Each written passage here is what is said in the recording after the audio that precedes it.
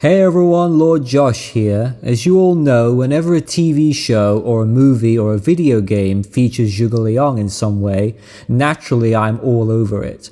I'm a big fan of Dynasty Warriors, I'm obviously a big fan of the original book, but my favorite ever portrayal of Kongming is Romance of the Three Kingdoms 1994. Tang Guo Chang still has the best Zhuge Liang ever. He really is that good.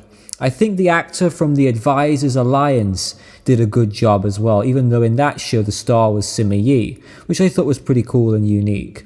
So when I heard about this show, Ya Boy Kongming, I had people blowing up my inbox, all my friends saying, hey, you gotta check this out. It's an anime series all about Kongming in the modern world. And I immediately thought that's a very interesting premise. Now I must say up front, I'm not an anime kind of guy, I've never really been into it. I like live action, epic Chinese dramas with good acting like Three Kingdoms 94. I like the more deep, serious shows, but you know, there's a first time for everything, and I said to myself, I'll give it a shot.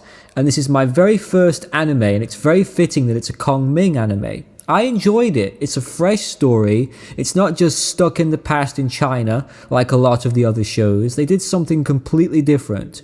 What would happen if you took Kongming from the Three Kingdoms era, from his own timeline, and you put him in the modern world in Japan? How would he react to it? What kind of adventures would he get up to? It opens up the doors to a really interesting plot. So basically the show starts off in the past, in the late Three Kingdoms era during the Battle of the Wuzhong Plains.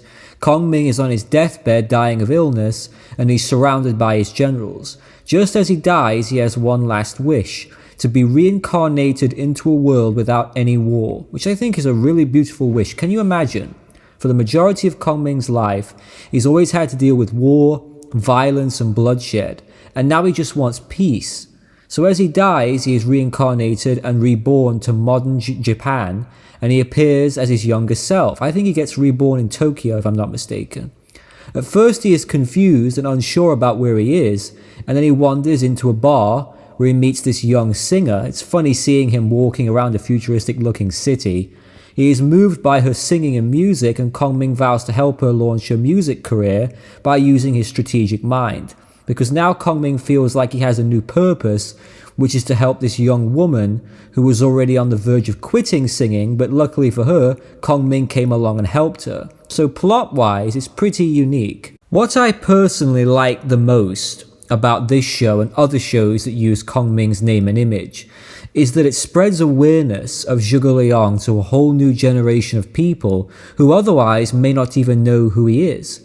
It gets people talking about him, it generates interest in the actual history of the Three Kingdoms. So obviously this show is supposed to be comedic and surreal, which I think is a great word to use. This is a very surreal show, but the message behind it is great. There's a funny scene where Kongming is learning all about modern technology like smartphones. Can you imagine a person from the ancient world using a phone? It's deliberately kind of wacky and it's fun. I should also mention Zhuge Liang's appearance in this series. He looks great. You can tell the creators decided to go with the classic Kongming look. He has the long flowing robes, he has the bluish green scholar's hat, and of course he has the feather fan. So in terms of his image in the series, I think they did an excellent job. You could show this to a novice, and I think even they would be able to tell this is Kongming.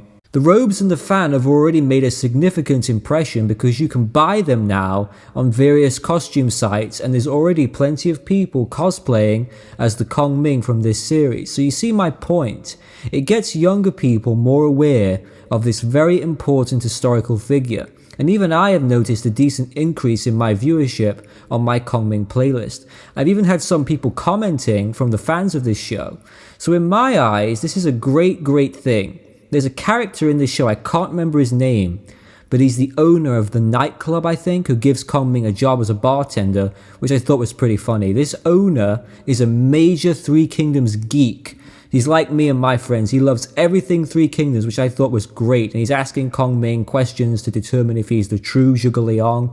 And he brings up Ma Su and the Battle of Jia Ting. It's cool to see actual battles being mentioned. There's a scene where Kongming is using the internet on a smartphone and he stumbles across his own Wikipedia page. You know what? If he went on YouTube, he might find my playlist and he might offer his services to me. I wouldn't say no to that.